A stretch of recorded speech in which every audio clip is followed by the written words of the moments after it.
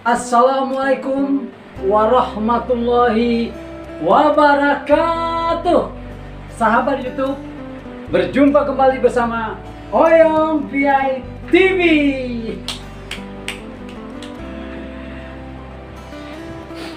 Baik sahabat, itu tadi ya, sisa-sisa kepandaian masa lalu ya. Dicoba memperagakan tari piring yang ada di kampung. Baik sahabat, hari ini kita akan membahas tentang tari piring di atas beling, atau kalau orang Minangkabau menyebutnya dengan tari piring di atas kaco. Sahabat, banyak orang yang beranggapan bahwa tari piring di atas kaca atau di atas pecahan beling itu mengandung unsur-unsur magic. Ya, ada yang mengatakan berkolaborasi dengan setan, ada yang mengatakan dengan membaca mantra-mantra meminta kepada makhluk selain dari Tuhan Yang Maha Esa, dan berbagai macam yang mengandung unsur-unsur magic. Itu anggapan orang awam. Tapi sahabat, sebelum kita membahasnya, kita flashback ke belakang dulu. Tari piring ini awalnya ya diciptakan untuk mensyukuri panen, khususnya panen padi bagi masyarakat Minangkabau zaman dahulu.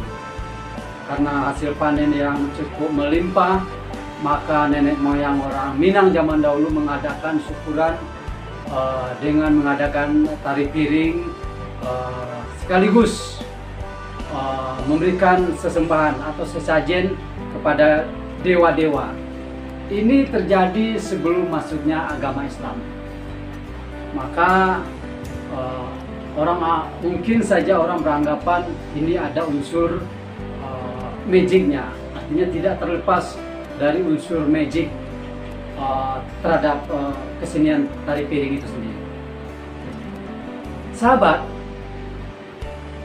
sebelum kita membahas lebih lanjut, benarkah tari piring di atas kaca atau di atas beling itu ada kolaborasinya dengan setan atau mengandung magic? Baik, kita saksikan dahulu cuplikan tari piring di atas kaca berikut ini.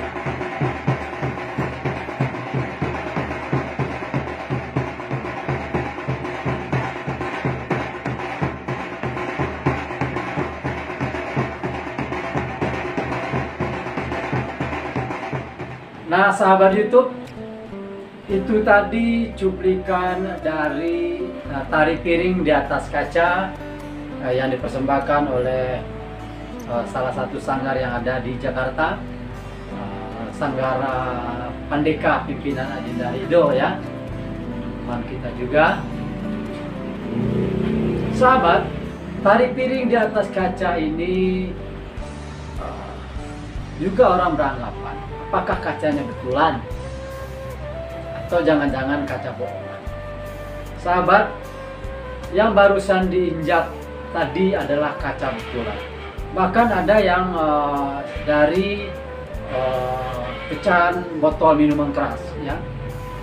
Sebelum kita membahas lebih lanjut tentang tari piring di atas kaca ini, sekarang kita coba dengarkan salah satu praktisi tari piring yang ada di Jakarta yang telah berkecimpung dalam berkesenian ini hampir lebih dari 30 tahun.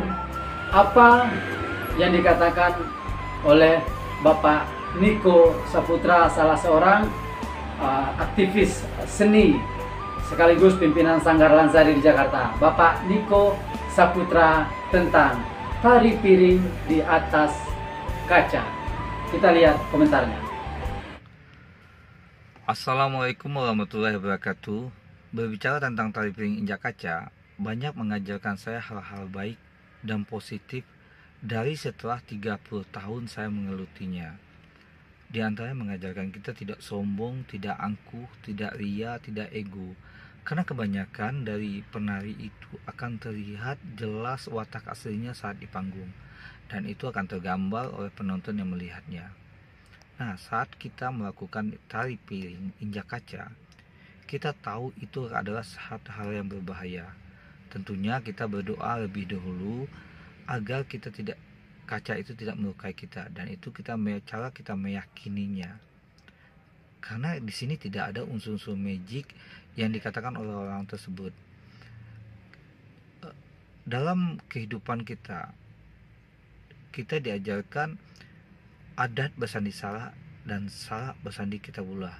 Jadi kesinambungan antara tuntunan agama dan budaya yang kita dapatkan. Untuk itu, ya tidak ada lah unsur-unsur magic yang dikatakan orang tersebut. Bagaimana kita fokus dan berdoa dan niat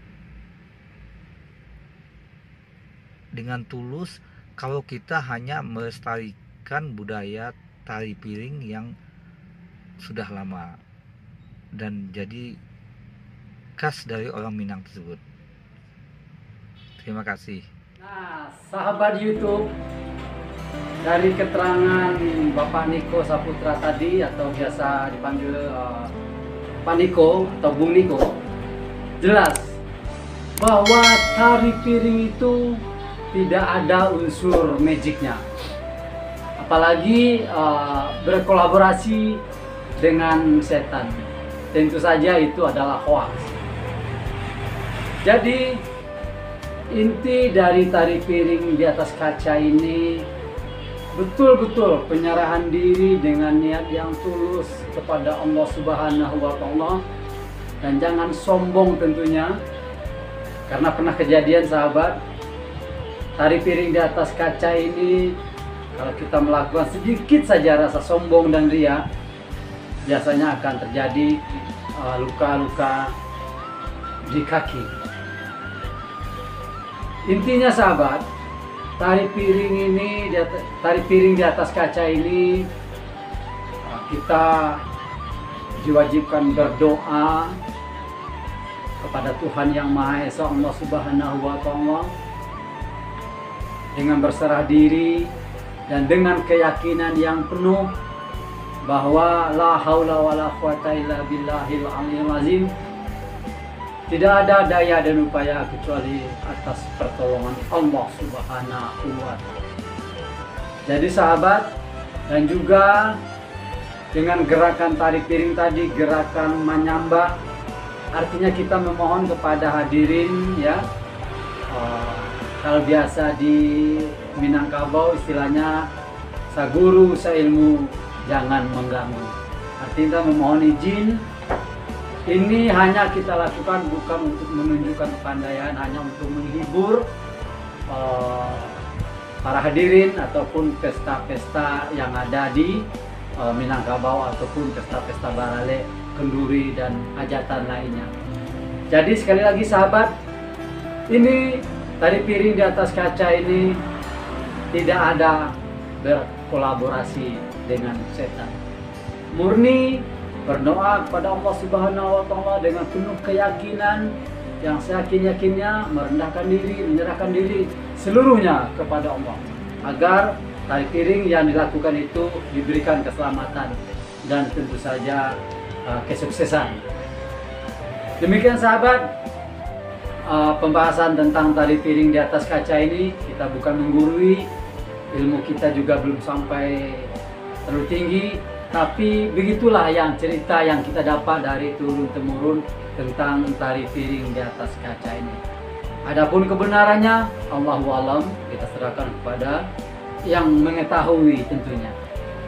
Dan sebagaimana pantun orang Minangkabau mengatakan, tambilang di rumpun lantai, tasisya di ruang lantai. Ambo bilang sadonan dape nan tinggal tantu untuk orang nan pandai. Akhirul kalam dari kami. Wassalamualaikum warahmatullahi wabarakatuh.